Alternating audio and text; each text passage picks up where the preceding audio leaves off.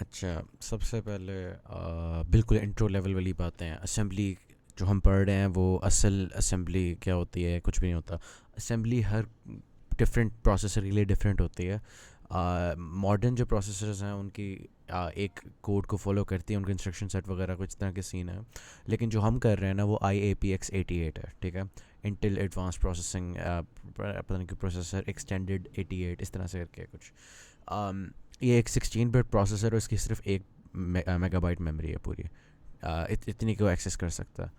तो हम ये क्यों कर रहे हैं, वो इसलिए कर रहे हैं क्योंकि अभी अगर मॉडर्न असेंबली पे आ जाएंगे तो उसके अंदर कुछ चीज़ें जो भी समझ नहीं आएंगी। पुराने से शुरू करेंगे, आहिस्ता आहिस्ता कम्प्लेक्सिटी बढ़ाते जाएंगे तो आ जाएंगे। इसलिए हम डॉस बॉक्स इसलिए यूज़ करें ताकि वो पुरानी वाली IAPX वाली मशीन एम्यूलेट हो जाए। नेज़म इसलिए यूज़ करें ताकि प्रोग्राम कंपाइल हो जाए, और AFD ताकि डिबग हो जाए। क्योंकि वरना हमें पता तो चलेगा नहीं कि AX में क्या पड़ा हुआ है, BX में क्या पड़ा हुआ है। लेकिन जो IAPX प्रोसेसर है उसके अंदर ये कुछ 14 रजिस्टर होते हैं, ठीक है। CS DS SS ES ये आप हमारे काम अभी नहीं हमने टच करना है, ये जो पढ़े हैं वैसे ही रहना। तो CS का मतलब कोड सेगमेंट, DS का मतलब डेटा सेगमेंट। तो ये उसके लिए आगे इंस्ट्रक्शन पॉइंटर, ये हमेशा अगली जो इंस्ट्रक्शन रन होनी है उसकी तरफ पॉइंट कर रहा होता है। उसके बाद फ्लैग्स की बात है। या ये बस एक फ्लैग्स के लिए रजिस्टर होता है इसके अंदर, मतलब आखिरी वाला bit for example carry flag के लिए वगैरह इस तरह से होता है। अब स्टैक पॉइंटर भी कुछ होता है, बेस पॉइंटर भी कुछ होता है। SI जो है वो सोर्स इंडेक्स है, DI डेस्टिनेशन इंडेक्स है। इसी तरह से AX BX CX DX ये जनरल पर्पस आ जाते हैं। AX का अक्यूमुलेटर होता है, BX बेस होता है, CX काउंटर होता है, और DX डेस्टिनेशन होता है। अब इन सब के ना असल में कुछ काम हैं जो खाली लाइक स्पेसिफिक करते हैं, वो भी बाद में जाके डिटेल में देखेंगे। तो अभी चलो फ़िलहाल अभी इतनी बात ही बहुत है। खैर बेसिक चीज़ आपकी चीज़ें पता ही हैं कि अगर ये प्रोग्राम है, मतलब AX के अंदर 5 डाल दिया, BX के अंदर मैंने हेक्स का 3 डाल दिया, एक ही बात है, सेंट का 3 डालो, हेक्स का 3 डालो, और सब्ट्रैक्ट कर दो। ये कोई ख़ास मुश्किल चीज़ नहीं है, बस सिंपल सी बातें हैं। अगर मैं इसको नेज़म में जाके कंपाइल करता हूँ, ठीक है, तो और साथ में एक लिस्टिंग फ़ाइल बनाता हूँ, तो नीचे आप लिस्टिंग फ़ाइल देख सकते हो। तो लिस्टिंग फ़ाइल के अंदर यूँ ना ऑप कोड लिखे होते हैं और साथ ऑपरेंड्स लिखे होते हैं। तो इसके अंदर ना वो लिटिल इंडियन वाला मजाक हो जाता है। मतलब मैंने 5 लिखा है तो उसकी जगह 0500 लिखा गया। इसी तरह मैंने 0003 लिखा है तो 0300 लिखा गया। तो इसके बारे में भी थोड़ा देख लेते हैं। इसी तरह से जो 0x4C00 है ये भी उल्टा लिखा गया। तो ये लिटिल इंडियन में क्या करना है उससे, अच्छा हाँ वो अभी करते हैं बात। उससे पहले एक छोटी सी बात कर लेते हैं, उसके बाद लिटिल इंडियन डिटेल में बात कर लेंगे कि ये सारे ना एड्रेसेस हैं इंस्ट्रक्शंस के। मतलब ये B8 पे एक इंस्ट्रक्शन शुरू हो रही है, एक BB पे शुरू हो रही है। तो हर 2 हेक्स के डिजिट्स ना असल में 8 बाइनरी के डिजिट्स को रिप्रेजेंट कर रहे होते हैं, ठीक है। तो अगर मैंने मतलब B8 खोलना हो तो B आपको पता ही है 11 होता है, ठीक है। तो वो 1011 हो जाएगा, और अगर 8 करना तो वो 100 हो जाएगा। तो ये कलेक्टिवली एक बाइट बनता है, ठीक है। तो ये तो अभी मैंने खाली B8 की बात की है ना। तो यहाँ पे B8 05 और 00 ये 3 बाइट्स हैं। इसीलिए पहले वाली बात, ये जो चीज़ है ये 0th बाइट पे है, ये वाली चीज़ फर्स्ट बाइट पे है, ये वाली चीज़ सेकंड बाइट पे है, और अगली वाली का एड्रेस इसलिए 3 है। तो इस तरह से चलता जाता है। तो कभी कभी ये आ जाते हैं सवाल के साइज़ प्रिडिक्ट करो फाइल का कितना होगा आपकी .com फाइल का, ठीक है। तो वो बस आपने एड्रेसेस जितने हैं ना, मतलब ये आखिर में अगर ये B है तो B+2, ठीक है। तो आ, ये Bth बाइट है और ये Cth बाइट है, ठीक है। लेकिन ये ज़ीरो वाली बाइट भी होती है इसलिए हम +1 करते हैं। तो टोटल इसका डेटा D होगा, जो कि डेसिमल सिस्टम के अंदर मेरा ख्याल है क्या बन जाता है, कोई 13 बन जाता है, 12 बन जाता है। तो इस तरह से पता चल जाएगा, सही है। तो ये एक छोटा सा मजाक होता है, कोई ख़ास बात नहीं है। आगे अब लिटिल इंडियन वाली जो बात थी, तो वही अगर 4C00 लिखा है, 004C क्यों होता है, ये क्या है। तो जब भी हम रैम ड्रॉ करते हैं ना तो हम 00 को सबसे नीचे रखते हैं और बड़े वाले चीज़ों को ऊपर ऊपर करते जाते हैं, ठीक है। तो यहाँ पे एड्रेस 8 है, फिर एड्रेस 9 है, फिर एड्रेस A है। तो इस तरह से बाइट्स जा रहे होते हैं मेमोरी के अंदर। तो लिटिल एंडियन यही है कि अगर मैंने इधर 4C00 रखना है, ठीक है, ये तो ऑप कोड मैंने रख दिया ना, और अगर मैंने यहाँ पे इन 2 बाइट्स के अंदर 4C00 रखना है तो मैं इस तरह से ही रखूँगा ना कि ऊपर बड़ा वाला आ जाए, नीचे छोटा वाला आ जाए। लेकिन जब इसी रैम को मैं यूँ डिस्प्ले करता हूँ तो ये उल्टे हो जाते हैं इफेक्टिवली। तो ये 004C तो लीस्ट सिग्निफिकेंट जो है वो पहले आ जाता है बाइट, और मोस्ट सिग्निफिकेंट एंड पे चला जाता है। तो ये बस इसलिए होता है लिटिल एंडियन, ये है कि नीचे एंड पे जो है ना चीज़ वो छोटी वाली चीज़ है, लेकिन जब हम लेफ़्ट टू राइट पढ़ रहे होते हैं तो वो पहले आ जाती है जो छोटी चीज़ होती है। तो ये लिटिल एंडियन है, ये यूँ होता है। अब इसके बारे में थोड़ी और डिटेल देख लेते हैं। जब आप कोड लिखोगे या फिर आप ये AFD खोलोगे, आपकी इंस्ट्रक्शंस में अगर 5 लिखा हुआ है तो ये नॉर्मल 5 पड़ा होगा बिग एंडियन में। लेकिन मेमोरी के अंदर अगर मैं ये इंस्ट्रक्शन खोलूँ, ये B8 है MOV2AX का ऑप कोड, और आगे ये 500, तो ये जो है ये नंबर जो है ये देखो फिर से लिटिल एंडियन में पड़ा हुआ है। तो मेमोरी में जब भी कोई चीज़ होएगी ना वो लिटिल एंडियन में होएगी। तो उसके अलावा लिटिल एंडियन में होएगी लिस्टिंग, ठीक है। तो लिस्टिंग और मेमोरी हमेशा लिटिल एंडियन में होती है, लेकिन रजिस्टर्स और आपका जो कोड होता है वो आपका बिग एंडियन में होता है। मतलब यहाँ पे देखो ना, मतलब 4C00 ये नॉर्मल लिखना है हमने, और रजिस्टर्स भी जब डिस्प्ले कराएंगे ना तो वो नॉर्मल तरीके से ही कराएंगे। तो यहाँ पे लिटिल एंडियन होता है और यहाँ पे नहीं होता, ठीक है। इतनी बात हो गई। अब एक क्विज़ करते हैं जिसके अंदर यही चीज़ टेस्ट हो रही है। अब नीचे आप देख सकते हो कि एक अरे डिफाइंड है, ठीक है, num1 के नाम से। उसके अंदर ये हेक्स FEDC पड़ा है, एक एलिमेंट पड़ा हुआ है 9AB, और आगे 19F5CDEF। तो मैंने भी बात की थी कोड में जब पड़ा होगा वो बिग एंडियन में होगा, तो ये नॉर्मल नंबर्स इस तरह से पड़े हुए हैं। लेकिन जब मैंने मेमोरी में लिखना होगा ये FEDC बन जाएगा DCFA। तो num1 असल में पॉइंट कर रहा है DC वाली बाइट के ऊपर, और उससे एग्जैक्टली अगली बाइट FE है, ठीक है। उसके बाद एक बाइट और आगे जाएं तो AB पड़ा हुआ है, एक बाइट और आगे जाएं 09 पड़ा हुआ है, उसके बाद एक बाइट और आगे जाना तो F5 पड़ा। इस तरह से चलता जाएगा ये यूँ, ठीक है। अब अगर मैं लिखता हूँ AL मतलब AX के लोअर हाफ के अंदर num1+1 लिखता हूँ, तो num1 DC को पॉइंट कर रहा है, लिटिल एंडियन है ना, तो num1+1 FE होगा। तो FE हमारे ना AX के लोअर हाफ में आ जाता है। तो अगर ये AX है, ठीक है, और ये राइट साइड पे मैं AL बना रहा हूँ और यहाँ पे AH है, तो AL के अंदर आ जाएगा FE, ठीक है, यूँ आ गया। उसके बाद अगली इंस्ट्रक्शन है AH जो है num1+3, तो num1 ये है, num1+1 ये है, +2 ये है, और +3 09 है, ठीक है। तो यहाँ पे 09 आ जाएगा यूँ। तो अब ये जो नंबर है बिग एंडियन में पड़ा होगा, अगर मैं कभी भी AX लिखता हूँ ना तो वो उल्टा नहीं होएगा, AX सीधा सीधा ही होता है, ठीक है। तो ये 9FE ही है, ठीक है, ये लिटिल एंडियन में नहीं पड़ा, ये चीज़ देखने वाले। अब उसके बाद अगला काम किया num1+5 जो है, मतलब अच्छा ये 0 हो गया, ये 1 हो गया, ये 2 हो गया, ये 3 हो गया, 4 हो गया, 5। तो num1+5 जो है वो 19 है, ठीक है। ये वाली जो बाइट है, अच्छा एक सेकंड चलो हम मेमोरी ड्रॉ कर लेते हैं। यूँ मेमोरी जा रही है, ठीक है। सबसे पहले DC पड़ा हुआ है, ठीक है, ये num1+0 पे, ये +1, ये +2, कब तक जा रहा है, कोई 8 तक ना, ये 7 तक, +3, +4, +5, यूँ चलता जाएगा, +7। चलो फिलहाल इतना ही देख लेते हैं, मेरे ख्याल इतना ही बहुत है। तो DC इधर आ जाएगा और इस वाली साइड पे आ जाएगा FE। +2 में आएंगे तो AB पड़ा हुआ है, सही है। उसके बाद मेमोरी के अंदर अगली बाइट में 09 पड़ा हुआ है, उसके बाद F5 और फिर 19। तो F5 यहाँ पे आ जाएगा, 19 मेमोरी के अंदर यहाँ पे पड़ा होगा, और फिर EF और CD आ जाएगा। तो जब मैं कहता हूँ num1+5, ठीक है, तो मैं इस बाइट की बात कर रहा हूँ। अच्छा अब हमने जो डिफ़ाइन किए ना वर्ड्स वो इस तरह से किए हैं मैं, लेकिन जब मैं इसको देता हूँ ना कि ये है और इसके ऊपर मैं कोई 2 बाइट्स का ऑपरेशन कर रहा हूँ, ठीक है। अब AX का साइज़ 2 है तो ये अस्यूम कर लेता है कि जो चीज़ अगर ऐड कर रहे हो वो वो 2 बाइट्स की है, तो यहाँ पे भी 2 बाइट्स ही होगी। वैसे आम तौर पे ये नहीं करते यहाँ पे, बल्कि हमें एक्सप्लिसिटली लिखना पड़ता है बाइट या वर्ड, ठीक है। यहाँ पे वर्ड आएगा फॉर एग्जांपल, अगर तो num1 + 5 ax, ठीक है। तो ax का साइज़ 2 है तो ये भी 2 बाइट्स का ऑपरेशन होएगा, +5 और +6 इन दोनों बाइट्स के ऊपर होएगा। तो और वो अस्यूम करेगा कि लिटिल एंडियन में कहीं नंबर पड़ा हुआ है, ठीक है।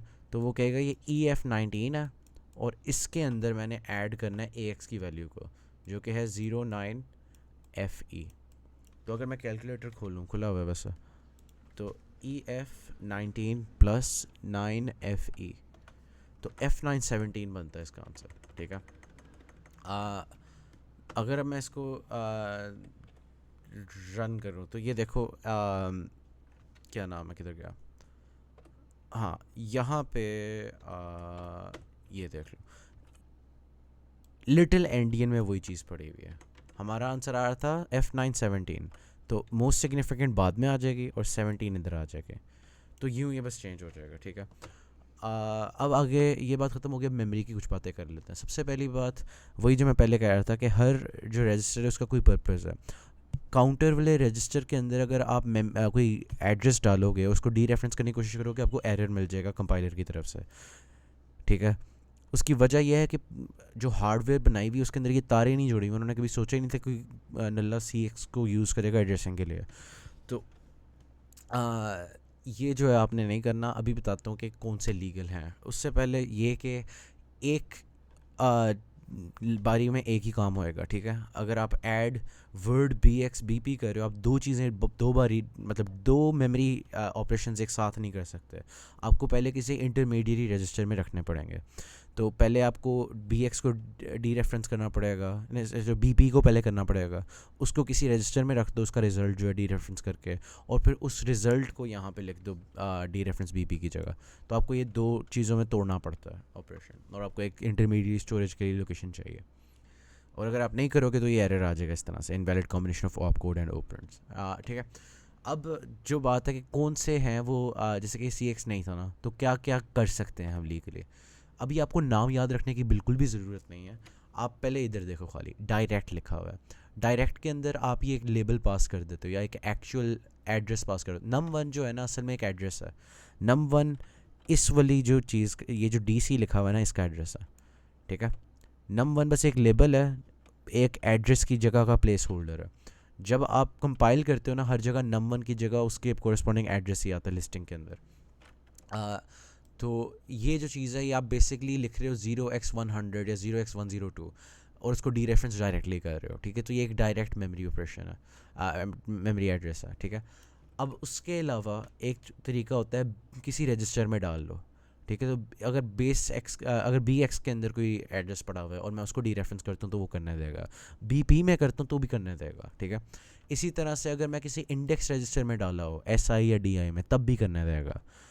उसके अलावा और किसी में भी नहीं कभी होएगा। लेकिन जो हमें ये 4 रजिस्टर दिए हैं उसके अंदर हम काफ़ी कुछ और भी कर सकते हैं। उसके अंदर एक ये मिसाल है कि अगर आप एक ही लाइन के अंदर यूँ भी कर सकते हो, BX+2 को डी रेफरेंस करते हो, BP+4 को डी रेफरेंस करते हो, ठीक है। और इंडेक्स के अंदर भी यही चीज़ अप्लाई करती है। अब यहाँ पे बेस प्लस इंडेक्स भी हो जाता है, मतलब अगर आप BX+SI कर रहे हो, BP+DI कर रहे हो, ये हो जाएगा।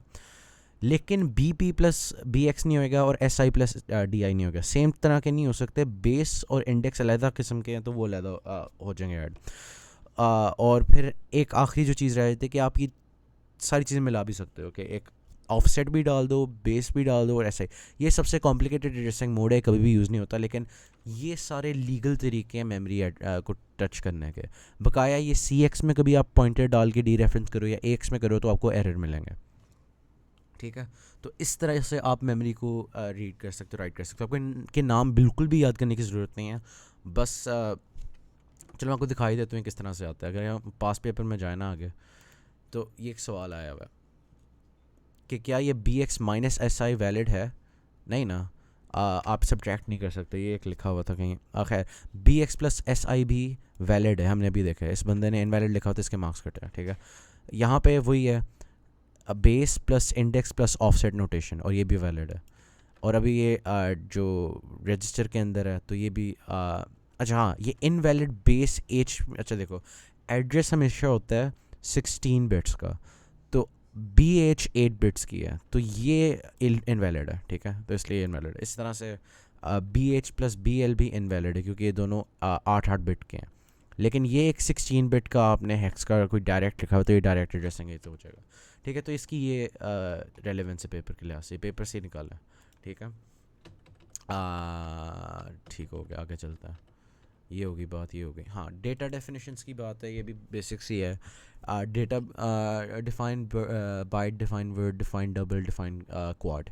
अब क्वाड के अंदर ना अगर आप ये डॉस बॉक्स वाला नेज़म यूज़ करते हो ना, अगर आप यहाँ पे लिख देते हो कि यहाँ पे आप लिखते हो नेज़म t.asm.ot.com, अगर आप ये करोगे ना, आपको कभी भी ना डी क्यू नहीं करने देगा। अगर आप डी क्यू चाहते हो ना, आपको लोकल अपनी मशीन के ऊपर नेज़म का कोई लेटेस्ट वर्जन करना होगा और फिर अपने कमांड प्रॉम्प्ट के ऊपर यूँ चलाना पड़ेगा $/नेज़म करके। यूँ करोगे तो होएगा, वरना नहीं होएगा। तो ये इसके ऊपर काफ़ी लोग स्टक हो रहे थे। खैर ये लैब की बात है, पेपर की प्रैक्टिकल के अंदर आपको इतना मसला नहीं होगी, तो कंपाइलेशन के मसले हैं। खैर अगला टॉपिक है मेमोरी, सेगमेंटेड मेमोरी मॉडल, ठीक है। तो सबसे पहली बात हमारी है एक पूरे मेगाबाइट की मेमोरी, ठीक है, रैम जो हमारी है, सही है, इतनी ज़्यादा रैम है। अब मैंने इस सब को एक्सेस करना है प्रॉबली, या कम से कम इसके काफ़ी बड़े हिस्से को करना है अपने कॉम्प्लेक्स से प्रोग्राम्स के लिए। तो मैं क्या कर सकता हूँ, उससे पहले मसला समझ लो। आपका जो AX है ना, वो 4 हेक्स डिजिट्स रखता है। मतलब हम इस तरह से करते हैं ना 4C00, ठीक है। तो ये 4 हेक्स के डिजिट्स मैक्सिमम रख सकता है, मतलब मैक्सिमम इसकी वैल्यू FFFFFF हो सकती है, ठीक है। तो मसला ये है कि अगर आप ये सारी 1 MB की एक्सेस करना चाहते हो ना, आपको हेक्स के अंदर इसकी रेंज बनती है 0x00 से लेके 5 बार F तक, ठीक है। लेकिन आपके सारे जो रजिस्टर्स हैं वो 4 के हैं।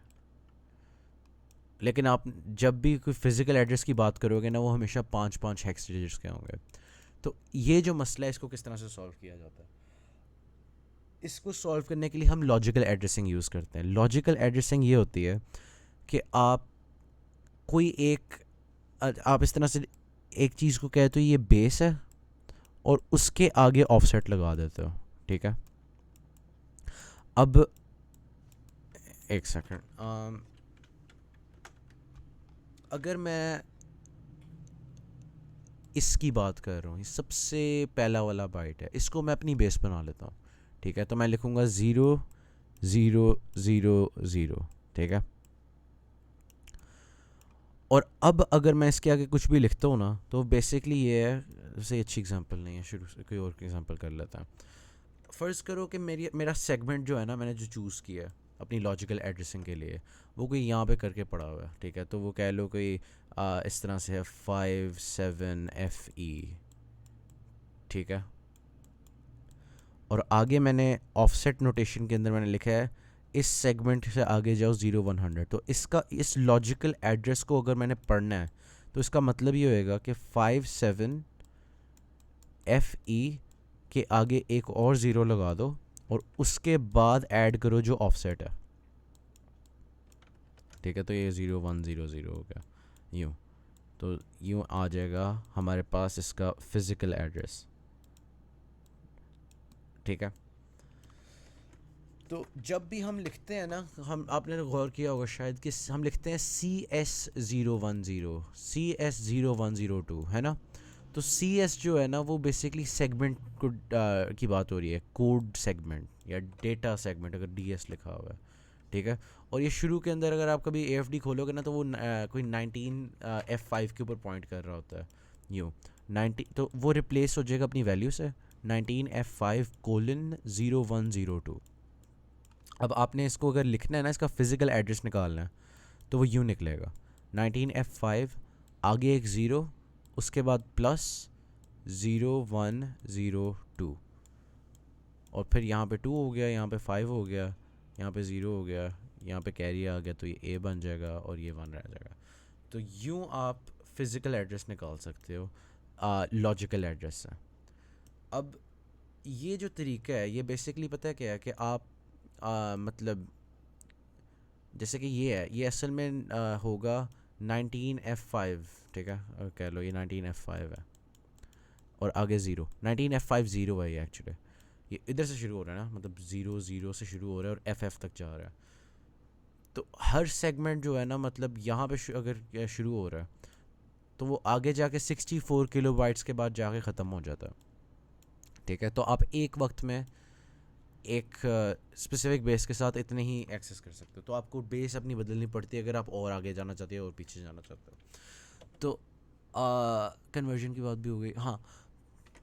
तो अच्छा, इसीलिए हम कभी ना मतलब मुख्तलिफ यूज़ कर लेते हैं। तो मतलब ये कोई और सेगमेंट मैंने बना लिया है, ठीक है।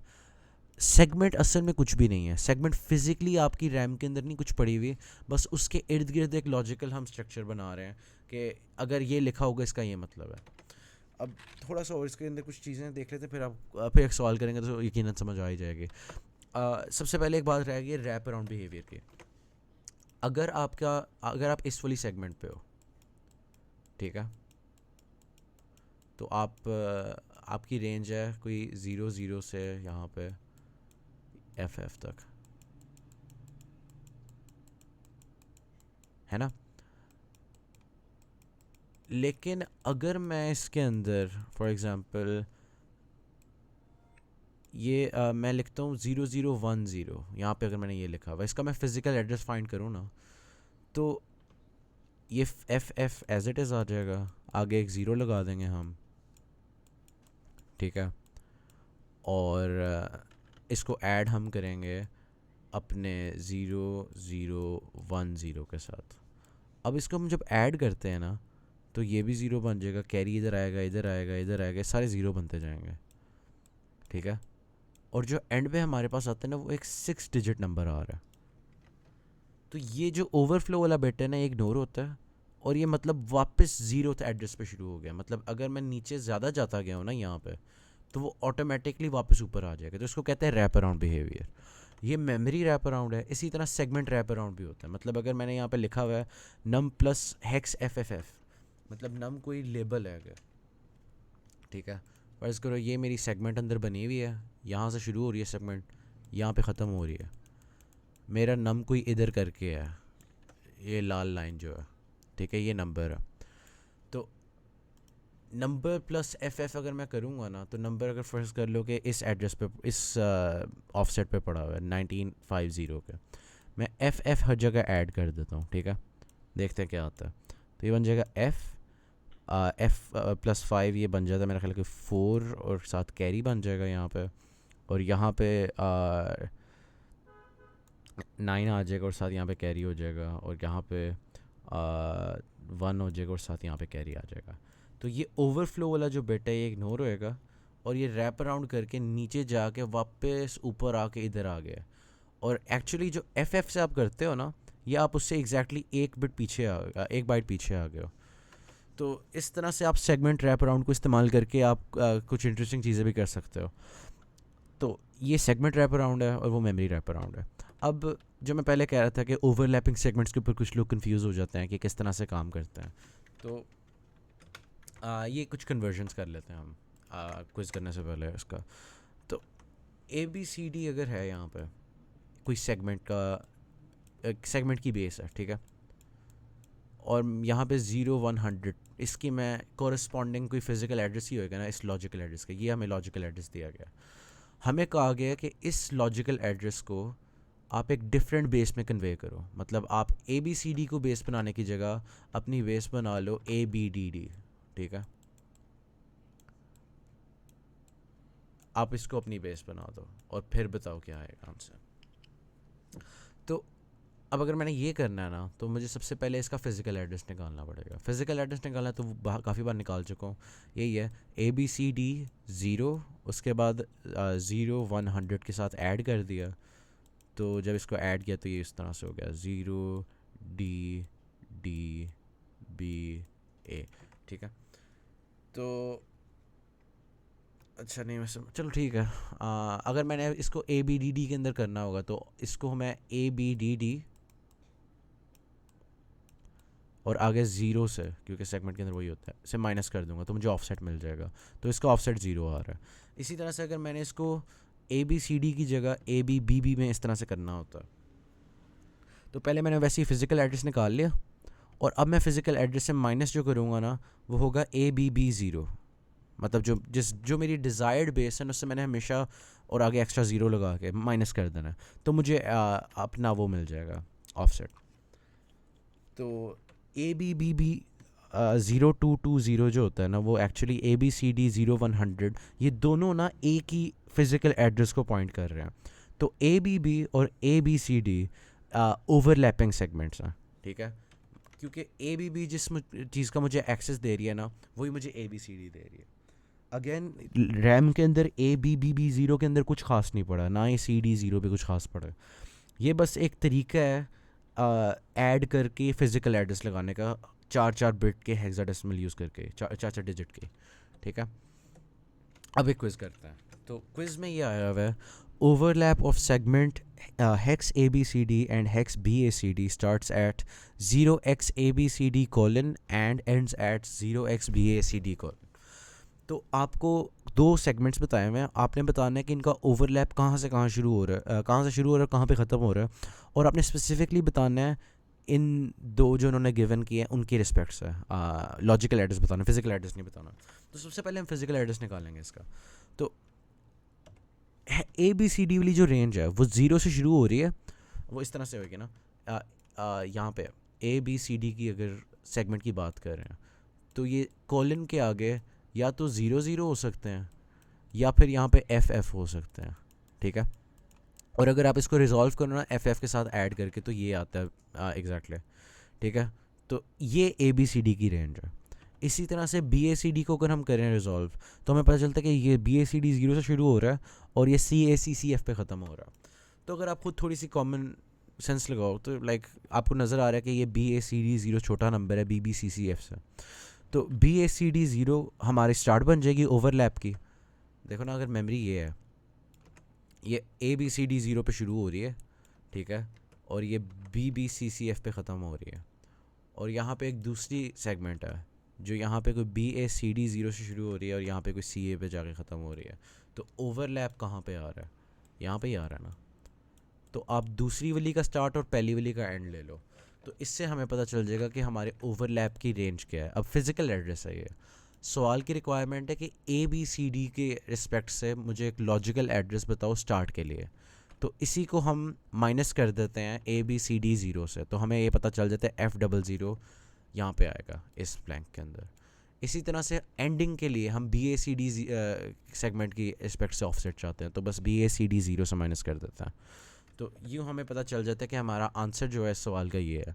तो कुछ भी मुश्किल नहीं है इसमें, आसान सी बात ही है, बस ये है सेगमेंटेड मेमोरी मॉडल, इसके अंदर और कोई भी बात करने वाली नहीं है। अब आगे फ्लैग्स की बात आती है। जो 4 इंपॉर्टेंट फ्लैग्स हैं वो ये हैं, zero flag, sign flag, carry flag और ओवरफ्लो फ्लैग। तो ये कैलकुलेट कैसे करते हैं, इनकी सिग्निफिकेंस क्या है? पहले हम कुछ सब्ट्रैक्शंस देखते हैं, उसके अंदर फ्लैग की वैल्यू खुद ही समझ आ जाएगी कैसे हो रही है। तो अगर मैंने 5, अच्छा ये अच्छा ऊपर जो लिखा हुआ है ना, ये 5 लिखा हुआ है, ये हम देख सकते हैं, ठीक है। अगर आप इसको अनसाइंड नंबर की तरह पढ़ो ना दूसरे नंबर को, तो ये लग रहा है कि ये कोई 9 लिखा हुआ है, लेकिन ये असल में 2's कॉम्प्लीमेंट वाली फॉर्म में लिखा हुआ है। हमने इस वाली बिट को ना साइंड बिट बनाया होता है आमतौर पर, ठीक है। तो असल में ये इतना नंबर यहाँ पे है और ये साइंड बिट है। अगर ये 1 है ना, तो इसका मतलब है इसका आप 2's कॉम्प्लीमेंट लोगे तो आपको इसके कॉरस्पॉन्डिंग पॉजिटिव नंबर मिल जाएगा। अगर आप 1001 का 2's कॉम्प्लीमेंट लोगे ना, आपको 7 मिलेगा, ठीक है। तो हम इन दोनों को अगर माइनस कर रहे हैं, मतलब 5 माइनस -7, ठीक है, तो आंसर क्या आएगा? आंसर फॉर सम रीज़न यहाँ पे आ रहा है, अच्छा चलो फिर इस तरह से भी नहीं देखते भी, हम बस यहाँ पे बाइनरी को देखते हैं, डेसिमल को भूल जाओ। तो ये तो बड़ी सिंपल सी है, 1 - 1 0 हो जाएगा, 0 - 0 वैसे ही आ जाएगा, 1 - 0 वैसे ही आ जाएगा। अब 0 - 1 हो रहा है, तो ये कोई जादू से एम ही कहीं से कैरी ले लेता है, ठीक है। और यहाँ पे अब 2 आ जाएगा 0 की जगह, ठीक है। जो नंबर सिस्टम की बेस होती है ना वो आती है, इसलिए डेसिमल में जब हम कर रहे होते हैं वो 10 होता है, तो और हेक्स में कर रहे होते हैं वो 16 होता है। खैर ये ज़ीरो, तो अब ये 2 - 1 बन जाता है, तो यहाँ पे आ जाता है आंसर हमारे पास 1100। तो इसलिए क्योंकि हमने ये कैरी लिया है ना, तो ये कैरी फ्लैग ऑन होएगा, ठीक है। उसके अलावा ज़ीरो फ्लैग बड़ी स्ट्रेट फॉरवर्ड सी चीज़ है कि ज़ीरो, अगर आंसर ज़ीरो है ना पूरा, तो ज़ीरो फ्लैग ऑन है। अगर इसमें कोई एक भी बिट ऐसी है जो 1 है, तो ये ज़ीरो फ्लैग ऑफ होएगा। उसके बाद साइन फ्लैग जो होता है ना, वो बस मोस्ट सिग्निफिकेंट बिट होती है। तो मैंने पहले भी बात की थी साइन बिट का कॉन्सेप्ट जो है, ठीक है। अब एक जो चीज़ रह जाती है वो ओवरफ्लो फ्लैग है। अच्छा, ओवरफ्लो फ्लैग की कंडीशन ये है कि या तो आप बोथ कैरी ले भी रहे हो और आगे पास भी कर रहे हो, या फिर आप कैरी ले ही नहीं रहे और ना दे रहे हो आगे। अभी हम इसको और थोड़ा डिटेल में देखें, खुद ही समझ आ जाएगी। खैर, हुआ क्या है बेसिकली, जब आप 5 - -7 करते हो ना, तो ये बन जाता है 5 + 7, ठीक है। 5 + 7 जो है वो है कोई 12, लेकिन वो इन 4 बिट्स के अंदर रिप्रेजेंट नहीं हो सकता। इन 4 बिट्स के अंदर जो मैक्सिमम पॉजिटिव नंबर रिप्रेजेंट हो सकता है ना, वो है 7। अगर ये 0 मतलब बता रहे हो कि एक पॉजिटिव नंबर है और आगे 1 1 1 हो सारा, ठीक है, तो वो 7 बनता है। जब आपका आंसर जो है वो इससे ज़्यादा होगा ना, तो ओवरफ्लो हो जाता है, और वो नेगेटिव नंबर में कोई अनएक्सपेक्टेडली आंसर आ जाता है। तो ओवरफ्लो फ्लैग तब ऑन होता है जब इस तरह से अनएक्सपेक्टेडली साइन चेंज हो जाए ओवरफ्लो होने की वजह से, चाहे वो नेगेटिव साइड पे ओवरफ्लो हो या फिर वो पॉजिटिव साइड पे हो। तो कुछ और एग्जांपल्स करते हैं, आहिस्ता आहिस्ता और समझ आती जाएगी। अब 3 - 3 है, ठीक है। तो इसके अंदर क्या वैल्यूज़ होंगे? तो सबसे पहली बात, कोई कैरी नहीं लिया जा रहा, तो कैरी फ्लैग होएगा 0। साइन फ्लैग भी मैंने पहले बताया था कि यही वाली बिट होती है, ठीक है। और ओवरफ्लो फ्लैग भी लाइक अभी आप ऑब्जर्व कर सकते, कुछ भी अनएक्सपेक्टेडली साइन चेंज नहीं हो रहा, ना हम कोई बाहर से कैरी ले रहे हैं और आगे वाला मसला, ठीक है। तो और 0 फ्लैग ऑन होएगा, ठीक है, क्योंकि आंसर 0 है। अब एक और एग्जांपल करते हैं। अब इसके अंदर ना हम 2 को माइनस कर रहे हैं -3 के साथ, ठीक है। तो ये 2's कॉम्प्लीमेंट में लिखा हुआ है -3, और इसको हम माइनस कर रहे हैं इसकी बाइनरी को 2 से। तो यहाँ पे अगर मैं 0 - 1 लिखा हुआ है, ज़ाहिर बात है मुझे इस वाले 1 से कैरी लेनी पड़ती है। तो यहाँ पे आ गया 2, और वहाँ पे 0 रह गया। अब यहाँ पे 0 है और इधर आ गया 2 हो गया, तो 2 - 1 1 हो गया, तो यहाँ पे आ गया इस तरह से 0। अब आगे मैं जब जाता हूँ ना, तो 0 - 1 लिखा हुआ, तो 0 - 1 लेना तो आपको कैरी लेना पड़ेगा। तो लेकिन कैरी लेने के लिए यहाँ पे कुछ भी नहीं है, तो आपको फिर थोड़ा आगे जाना पड़ता है। तो आगे जाके आप कहीं जादू से कैरी पकड़ लेते हो, वो यहाँ पे आता है। यहाँ पे 2 था, तो अब 2 - 1 हो जाता है, एक कैरी इधर आ जाता है, तो यहाँ पे 2 आ गया और यहाँ पे आ गया 1। तो 2 - 1 यहाँ पे 1 आ गया, 1 - 1 यहाँ पे 0 आ गया। अब इसके अंदर जो फ्लैग्स हैं ना, वो ये होंगे। सबसे पहली बात सिंपल सी, 0 फ्लैग तो ऑफ ही होएगा। साइन फ्लैग भी हमेशा यही वाली चीज़ होती है। कैरी फ्लैग ऑन होएगा क्योंकि ये है, लेकिन ओवरफ्लो नहीं होएगा इस पर। चाहे हमने ये जादू से कैरी लिया हो या ना लिया हो, इससे फ़र्क नहीं पड़ता। फ़र्क ये पड़ता है कि आप ले भी रहे हो और आगे अगर दे भी रहे हो ना, तो लीगल है, या फिर आप ले ही नहीं रहे और आगे दे भी नहीं रहे। अब 2 - -3 जो है, ये बेसिकली 2 + 3 है और 5 ही है, तो आंसर 5 ही आ रहा है हमारा। देखो, कोई भी अनएक्सपेक्टेड साइन चेंज नहीं हुआ, तो ओवरफ्लो फ्लैग इसलिए ऑफ है। अब एक और एग्जांपल करते हैं, आखिरी केस जो रह गया। इसके अंदर ये 1011 है, मतलब एक नेगेटिव नंबर है, -5 है एक्चुअली। इसको मैं माइनस करूँ 5 के साथ, तो -5 -5 -10 होता है। लेकिन आपको पता ही है कि जो मैक्सिमम आप नेगेटिव नंबर रिप्रेजेंट कर सकते हो ये 4 बिट्स में, वो होएगा -8। तो अब पहले तो सबसे सीधी सीधी बात, ये 1 - 1 0 हो गया, 1 - 0 यहाँ पे 1 आ गया। अब 0 - 1 जब होएगा, तो मुझे यहाँ से कैरी लेना पड़ता है, तो ये 1 की जगह 0 बन जाएगा और यहाँ पे 2 आ जाएगा।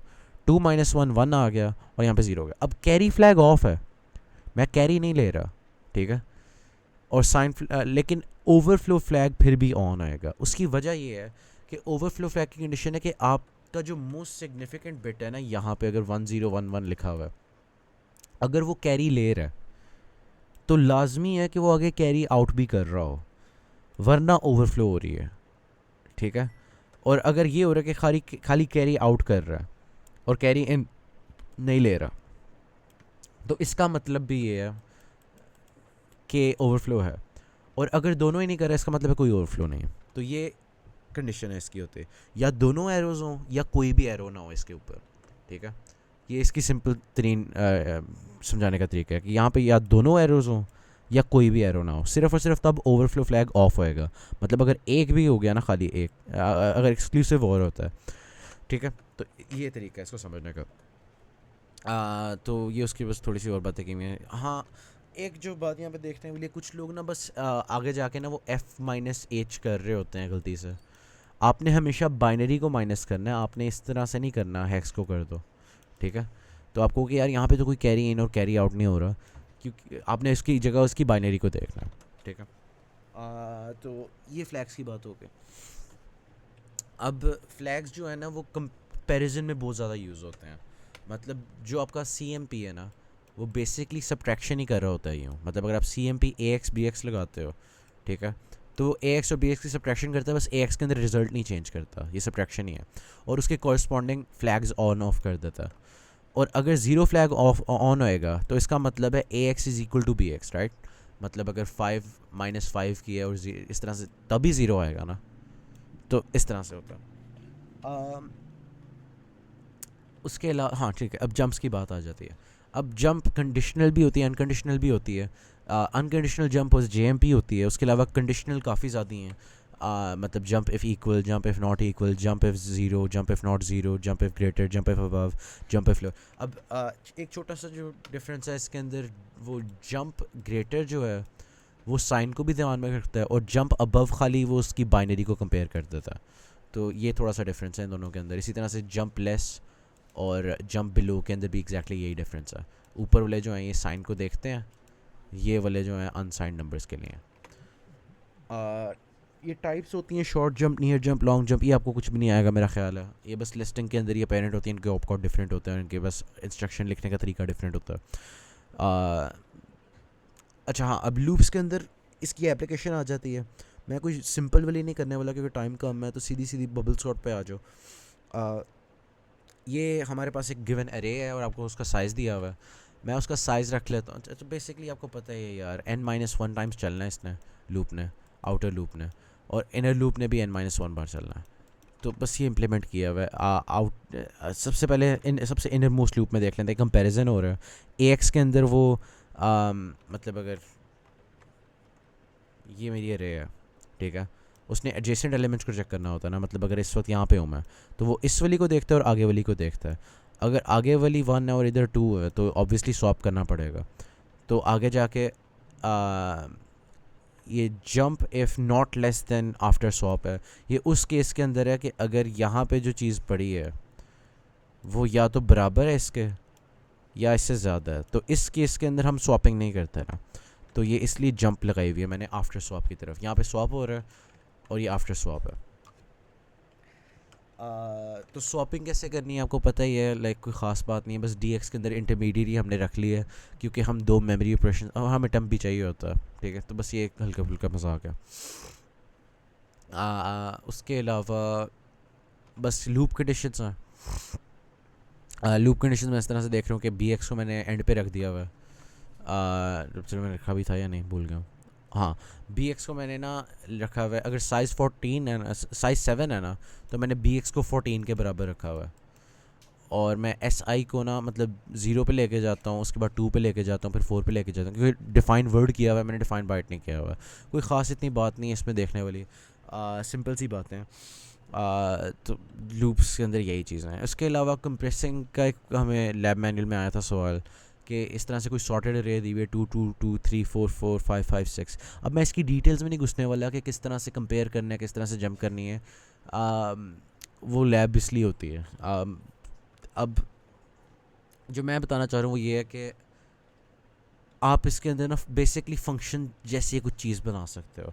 मैंने ये किया था कि मैं कंपेयर कर रहा था ना, और अगर मुझे पता चला था कि आगे जो है चीज़ वो पिछली वाली के बराबर है, तो मैं ना आगे वाली चीज़ से शुरू होता था। मतलब चलो मैं ये स्क्रीनशॉट कर लेता हूँ, ठीक है।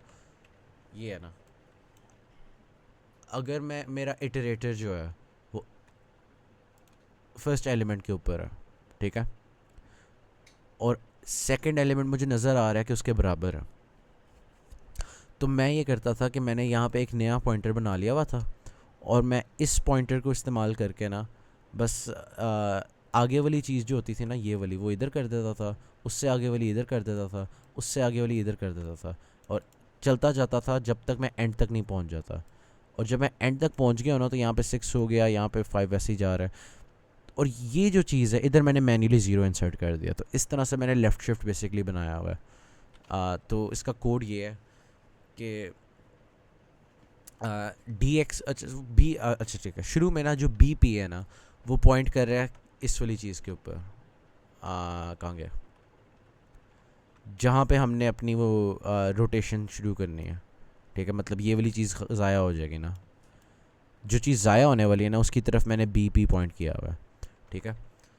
अब मैं कर ये रहा हूँ कि मैं डी एक्स के अंदर इसके अगले वाली चीज़ रख रहा हूँ, ठीक है। ये जो चीज़ है उसको उठा के मैंने डी एक्स में रख लिया, उसके बाद मैं डी एक्स से उठाता हूँ और उसके अंदर मैं इधर डाल देता हूँ, ठीक है।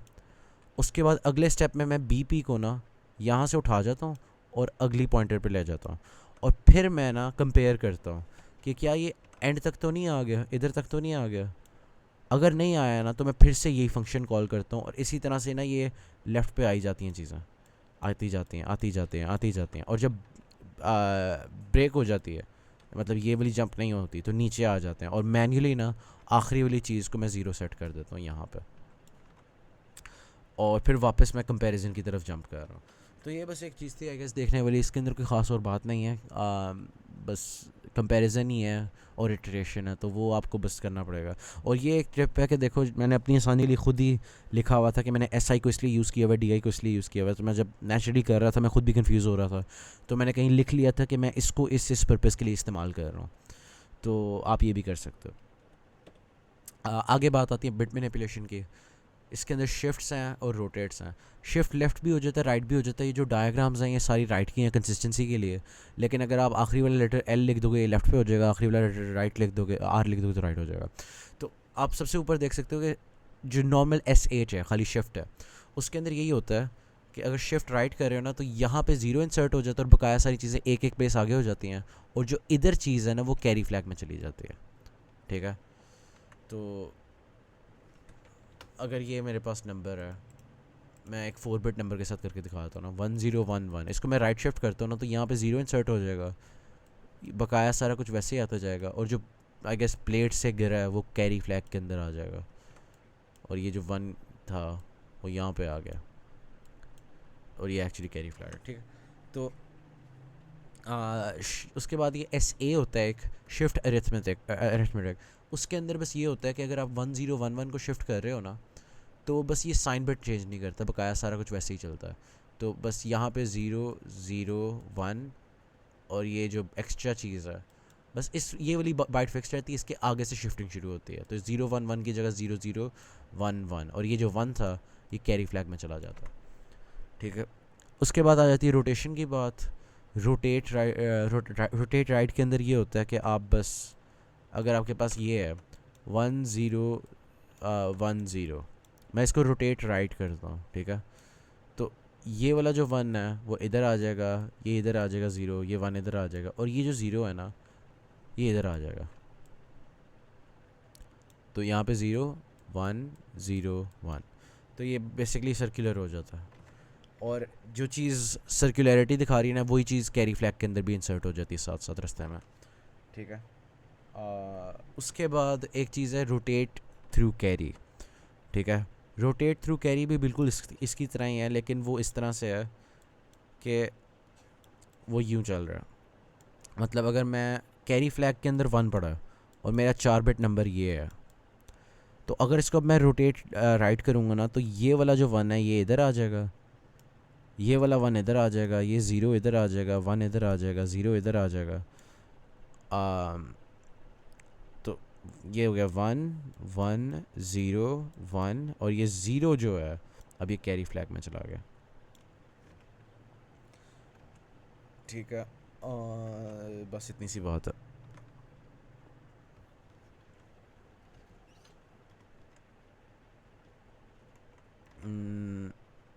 हाँ ठीक है। उसके अलावा अब अगली बातें आती है बिट मैनिपुलेशन के अंदर, एंड और ज़ोर नॉट, ठीक है।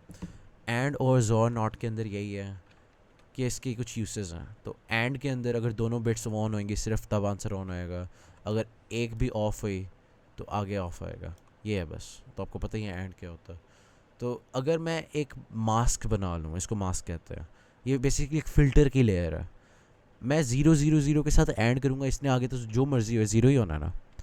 और आगे अगर मैं 1 1 करूँ तो जो ऊपर है वही नीचे आना है। तो ये बस मास्किंग होती है थोड़ी बहुत। ये आप डेटा फिल्टरिंग के लिए यूज़ करते हो, अगर आप चाहते हो खाली ये ऊपर ले आ जाए, ये हो जाए। और भी इसी तरह से है, और के अंदर बस उल्टा सीन है। अगर 1 1 है ना तो सारा नीचे 1 1 होएगा, 0 0 है तो वही चीज़ नीचे आ जाएगी, उतर जाएगा। और नॉट एक यूनरी ऑपरेटर है, वो बस उल्टे कर देता है हर चीज़ को, ठीक है। और आखिरी बात रहेगी ज़ोर की, यहाँ पे 0 0 है तो एज इट इज़ आ जाएगा, 1 1 है तो इन्वर्ट हो जाएगा, ठीक है। ये उसका वो ट्रूथ टेबल बना के देख लो, आपको समझ आ जाएगी कैसे हुआ। उसके अलावा एक इसके कुछ यूसेस हैं प्रैक्टिकल, ये है कि अगर आप खाली एक स्पेसिफिक बिट जानना चाहते हो कि क्या ये 1 है या नहीं है, मतलब मैं चाहता हूँ कि आप मुझे पता चले कि चौथा जो बिट है क्या ये 1 है या 0 है, तो मैं एक एंड का मास्क बनाऊँगा इस तरह से, और इससे मुझे पता चल जाएगा कि ओ अगर यहाँ पे 0 आ गया, अगर ये पूरा एक्सप्रेशन 0 हुआ ना, तो इसका मतलब है कि यहाँ पे भी 0 था। और अगर ये पूरा एक्सप्रेशन 0 नहीं है, मतलब 0 फ्लैग ऑन है, सॉरी ऑफ है, तो इससे मुझे पता चलता है कि यहाँ पे 1 है। अगर 0 फ्लैग ऑफ है तो यहाँ पे 1 है ना। तो ये असल में नॉट आयत बिट के बराबर होता है अगर आप ये चीज़ यूज़ करो, 0 फ्लैग जो है। इस तरह से आप बता सकते हो कि अगर इस जगह पे ये बिट है तो ये ऐसा है। उसके अलावा और है, और के अंदर वैसे ही कुछ मजाक, बस यही है कि वो एक स्पेसिफिक बिट को मैंने अगर सेट करना हो, मैं अगर खाली इस बिट को 1 बनाना चाह रहा हूँ, बकाया सारी चीज़ें जो वैसी हैं वैसी बढ़िया ना, तो इस तरह से हो जाएगा। इसी तरह से अगर मैं एक स्पेसिफिक बिट को रीसेट करना चाह रहा हूँ, मतलब एक स्पेसिफिक बिट को 0 बनाना चाह रहा हूँ इस वाली को, तो ये बकाया सारा कुछ वही आ जाता है 1 1 की वजह से, बस वो चीज़ 0 हो जाती है। और ज़ोर ये है कि मैं किसी एक स्पेसिफिक बिट को लाइक इन्वर्ट करना चाह रहा हूँ। अब आगे इसके अंदर बात आती है मल्टीप्लिकेशन की। तो मल्टीप्लिकेशन के अंदर यही है एल्गोरिदम, आप अब तक तो याद हो गया होगा, ये ऊपर प्लिकेंड होता है, नीचे मल्टीप्लायर होता है। आप इसका आखिरी वाला बिट देखते हो सबसे पहले, अगर 1 है तो वही जो चीज़ ऊपर है वही नीचे आ जाती है, ठीक है। उसके बाद आप इधर आते हो, आप ये देखते हो अब ये क्या है, ये 0 है या 1 है। अगर 0 है तो आप कुछ भी नहीं करोगे, ठीक है, तो आप आगे चले गए, 0 था ना। उसके बाद आप अगला बिट देखते हो, ये वाला 1 है, तो अब आप इसको फिर से ऐड करोगे, लेकिन आपको ये एक्स एक्स एक्स का ध्यान रखना पड़ता, ठीक है। उसके अलावा बस ये आप आखिरी बिट तक करते जाओगे चेक। तो इसका तरीका आपके लेफ़्ट पे लिखा हुआ है, आपने देख ही लिया होगा, आपको पहले भी पता ही होगा। मल्टीप्लायर जो है वो आप शिफ्ट राइट करते जाते हो और आपको कैरी फ्लैग बताई जाता है कि ये 1 है या 0 है, इसका राइट मोस्ट बिट, ठीक है। और उसके बाद आप अगर 1 है ना तो आप मल्टीप्लिकेंट जो है 1 1 0 1 वही ऐड करते जाते हो, ठीक है, यहाँ पे यूँ करते जा रहे हो। अब इसके अंदर एक चीज़ बस देखने वाली है कि आपको हर इटरेशन के बाद ना इसको लेफ़्ट शिफ्ट करना पड़ता है। उसकी वजह यह है कि अगर मैं इस वाले की बात करूँ तो अब ये नॉर्मल 1 1 0 1 नहीं ऐड हो रहा, बल्कि 1 1 0 1 0 0 ऐड हो रहा है। और अगर यहाँ पे 1 होता तो यहाँ पे 1 1 0 1 0 ऐड हो रहा होता। तो आप बस लेफ़्ट शिफ्ट साथ साथ करे जाओ और उसी को ऐड करते जाओ। तो ये इसका कोड है, ठीक है। सबसे पहले ये आपके पास ए पड़ा हुआ है मल्टीप्लिकेंड, और ये पड़ा हुआ है मल्टीप्लायर। अब ये इसका डबल साइज़ होता है, ठीक है, क्योंकि मैक्स ये असल में दोनों एक सिंगल बाइट के लिए हैं। चलो देख लेते हैं। अगर मैं 2 बिट नंबर्स को मल्टीप्लाई करता हूँ ना, तो हाईएस्ट आंसर जो आएगा मेरा वो एक 4 बिट नंबर आएगा। तो ये भी देख लेते हैं, 1 1 x 1 1, और इसको अगर मैं ऐड करूँ तो कुछ यूँ बनता है, ठीक है। तो हाईएस्ट आंसर आपका हमेशा डबल साइज़ का होता है। तो अगर आप 2 सिंगल बाइट के नंबर्स को कर रहे हो तो आप आंसर को वर्ड में स्टोर करोगे।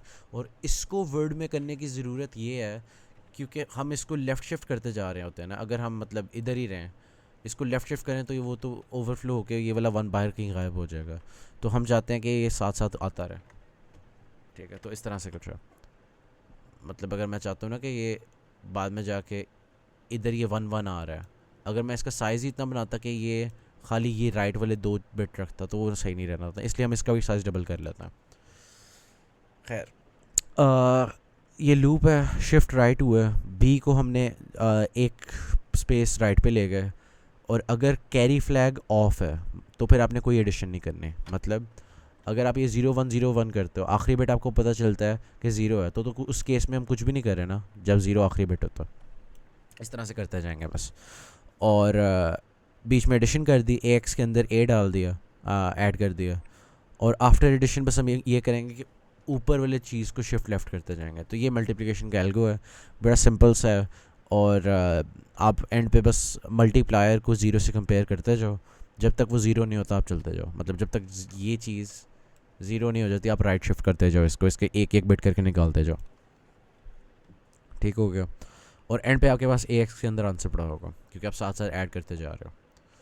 अब कुछ ऑपरेशंस होते हैं आपके वर्ड साइज से ज़्यादा, मतलब ये अगर आपने शिफ्ट लेफ्ट करना है, ठीक है, ये एक क्वाड के ऊपर हो रहा है, ये क्वाड पड़ा हुआ है हमारे पास ABCD 1 2 3 4। तो मेमोरी के अंदर ये कुछ यूँ पड़ा होगा, ये एड्रेस 0 1 2, अगर ये इस तरह से कुछ पढ़नी हुई है मेमोरी, ठीक है, CD और उसके बाद AB, यूँ पड़ा होगा ये क्वाड मेमोरी के अंदर। ऊपर मैंने ऑफसेट लिखा। अच्छा, तो सबसे पहले जो बात है ये है कि हम एक वक्त में एक वर्ड के ऊपर काम, सॉरी क्वाड है, ABCD 1 2 3 4। तो मैंने तो ये, हाँ चलो ठीक है सही है। आप एक वक्त के अंदर आप जो कर सकते हो ना, आप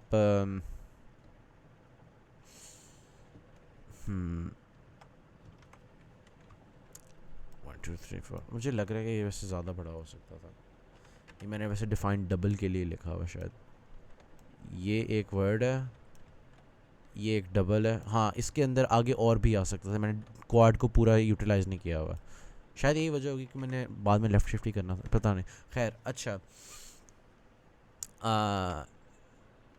सबसे पहले हम ना इस वाले वर्ड को लेते हैं, जो हमारा लीस्ट सिग्निफिकेंट है, ठीक है। तो एक्चुअली ये 1 2 3 4 पड़ा हुआ है, लिटिल एंडियन था ना, तो एक्चुअली 1 2 3 4 पड़ा हुआ है। इसको अगर मैं कैलकुलेटर खोलूँ, हेक्साडेसिमल का जो 1 2 3 4 होता है, 1 2 3 4, इसको मैं लेफ़्ट शिफ्ट कर दूँ एक बार, लेफ़्ट शिफ्ट पहले आता है 1 2 3 4, एक सेकेंड,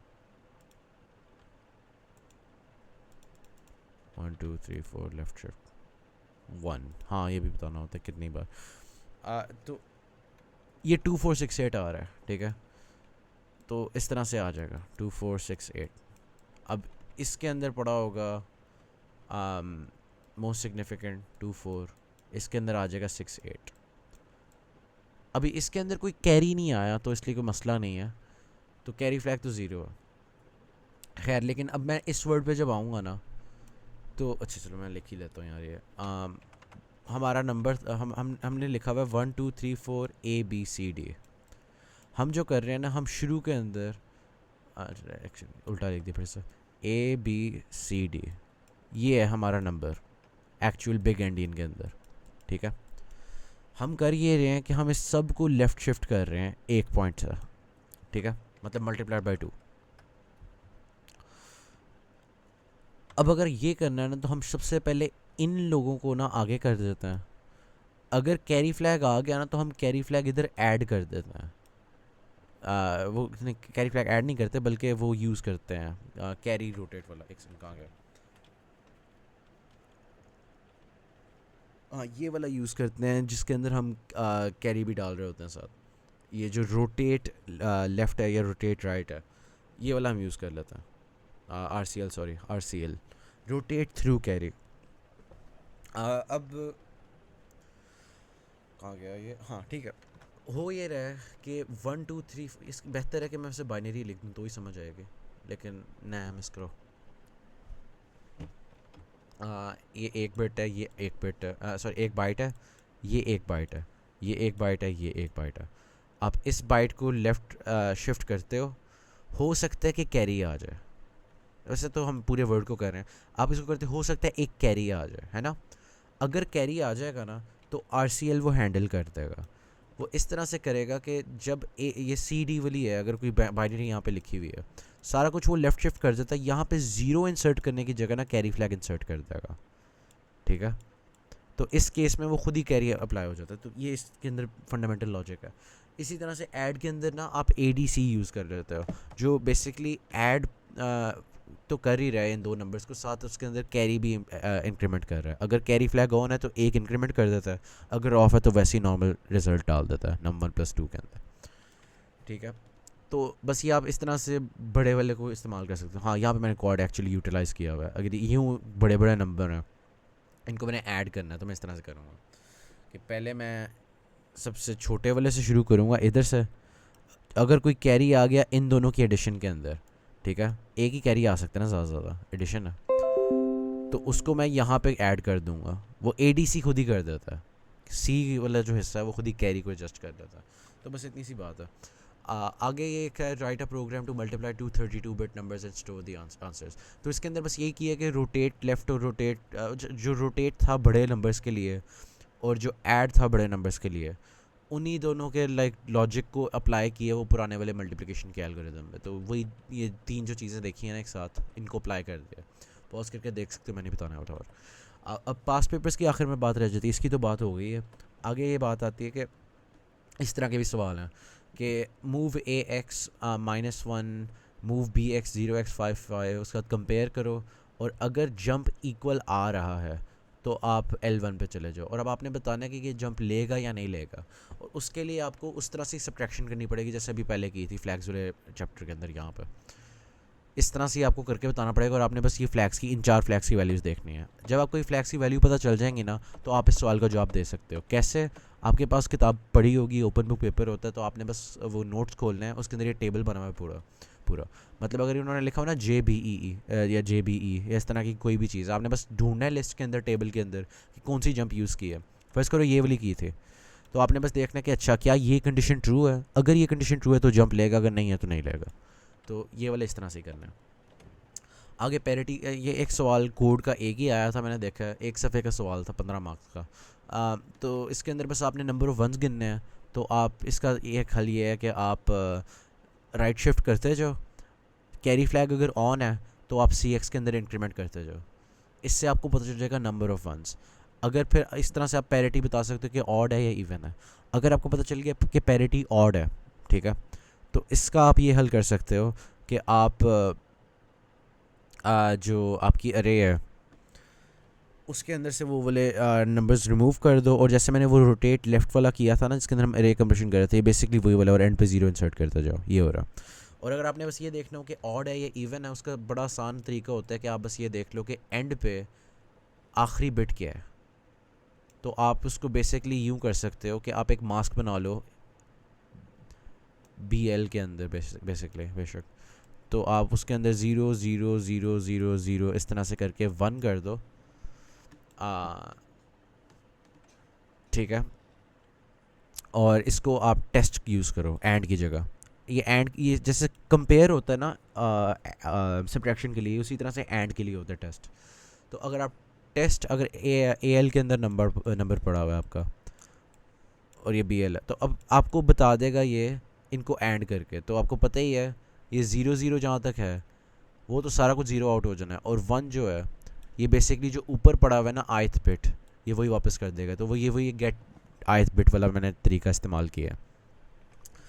तो इस तरह से आपको पता चल जाएगा कि आखिरी बिट जो है आपका, या फिर आप खाली सीधा सीधा कैरी शिफ्ट राइट भी कर सकते हो। तो आपको फिर पता चलेगा कैरी फ्लैग अगर ऑन है तो ये डिलीट करना है, अगर नहीं है तो नहीं करना। तो ये दोनों तरीके वैलिड है, आपकी मर्ज़ी। तो हाँ ठीक है, बस इतनी ही है, और कोई बात नहीं करने वाली कोल के अंदर।